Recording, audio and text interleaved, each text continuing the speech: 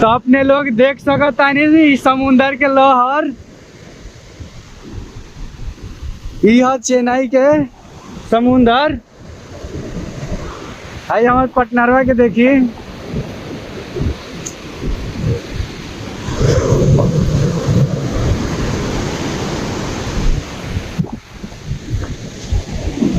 आ रही है काम करे बेंगलोर से चेन्नई, ताजी काम खत्म हो गई हो तो सोचने कि चलो समुंदर और घूमल जाओ। तो वह आ रही है हम सब 4 गोटा से घूमे। तो दो एक गोटा वहाँ बा, एगो हम बानी आ 2 जाने ओने बा। देख सकतानी समुंदर के लहर अपने।